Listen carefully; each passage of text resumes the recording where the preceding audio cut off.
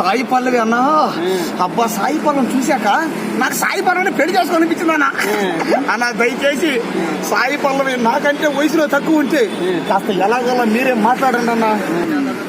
ఎలా నటించాలి, నిజ జీవితంలో ఎలా నటించాలి, సినిమా మీద ఎలా నటించాలనేది సాయి పల్లవి చూసి నేర్చుకోవాలి. మళ్ళీ మన సౌందర్యం అనుకోవాలన్నా, సౌందర్యం ఏందన్నా సిల్క్ చెంతా కూడా పుట్టిందన్నా అని అనుకోవాలి. అంటే ఎవరు సాయి పల్లవి చూసి మిగతా వాళ్ళు అనుకోవాలి.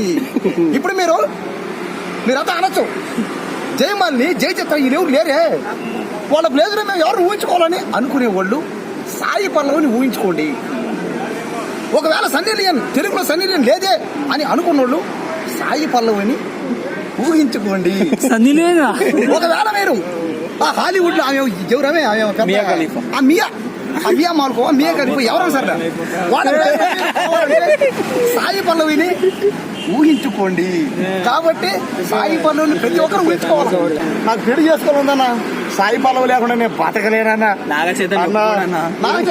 నాగ చైతన్య సినిమా అంటే ఇప్పుడు నాగ చైతన్యకి సాయి పల్లవి తెలియదా కదా, సినిమాలో అయింది అంతే కదా. సక్సెస్ మీట్ అయ్యే వరకు ఓకే సరే, సక్సెస్ మీట్ అయిన తర్వాత సాయి పల్లవి మెడలో తాను నేనే కట్టేస్తా అంటే ఒకవేళ నా కాడికి వచ్చిందంటే సరే. అంటే దీనంతా కారణం ఏంటంటే సాయి పల్లవి నటన చూసి మనం అందులోని ఎమిడిపోయాము. అంటే మన సాయి పల్లవిని మనం చూస్తూ ఉంటే అదే ఇదేందబ్బా మన సాయి పల్లవేనా, నా లవరేనా, నా భార్యనా అన్నట్టుగా ఫీల్ అవుతారు. అందుకు అంటే ఏమవుతుంది ఇదంతా ఆమె నటనలో ఆరితేయింది. ఆమె నటనలోనే కాదు, నటనే కాదు, అదేంటది నాట్యంలో నాట్యంలో వాక్చైతన్యంలో ఆ ముఖ కలయికుల్లో నెమలేందన్నా హంస. సాయి పల్లవి నడకుంటదన్నా, నీ నడకే హంస నడికే, నీ నడుమే చిట్టపురమే, నీ తొడలే అన్న. అంటే సినిమాని చూసేటప్పుడు మనం అనుకోవాల్సింది ఏంటంటే ఆడవాళ్ళు అందరూ ప్రతి ఒక్క అమ్మాయి సాయి పల్లవిని చూసి నేర్చుకోవాలి. ఒకవేళ మోడల్ కలిసి కావాలనుకో మీకు పెళ్లి చేసుకుంటాను. నాకైతే నిజంగా చెప్తానా పెళ్లి చేసుకుంటాను, నాకైతే మోనాలిసా బాగుంది. ఎందుకంటే మోనాలిసానే నేను పెళ్లి చేసుకుంటాను. ఇద్దరు కలిసి పూసలు అమ్ముకుంటారు. అవును, పూసలు అమ్ముకుంటాం, పూలు అమ్ముకుంటాం, పాలు అమ్ముకుంటాం. ఇదే బిల్డింగ్ లో సెక్యూరిటీ గార్డుగా చేస్తాం, వాచ్మెన్ గా చేస్తాం. పైసలతో పెళ్లి చేసుకుంటారు. అవును, ఏ తప్ప సాయి పల్లవిని కూడా పెళ్లి చేసుకొని మంచి జీవితం జరగకూడదు తప్ప.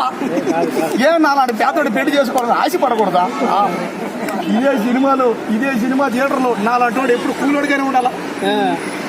ఇలాంటి థియేటర్లు ఎందుకు కట్టకూడదు? తప్పన్నా సాయి పల్లవిని పెళ్లి చేసుకున్నా అనుకున్నా. ఎందుకు తండ్రి సినిమా చూసి అందరూ తండ్రి సినిమా చూడండి. నాలాగా మాత్రం పిచ్చోడు కాకండి. సాయి పల్లవి మిమ్మల్ని పెళ్లి చేసుకోదు, మనల్ని ఎందుకు చేసుకుంటుంది పెళ్లి? నేను చేసుకోదు, నన్ను చేసుకోదు.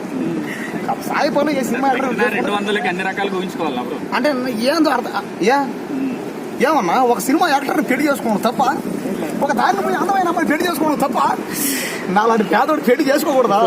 నాలాంటి పనికిరాడా? అంటే నీలాంటి కర్రోనికి పిల్లని ఇవ్వడం కష్టం. అదే మానుకోవాలి. ఇలాంటప్పుడే మీరు గుండె నిబ్బరం చేసుకోవాలి.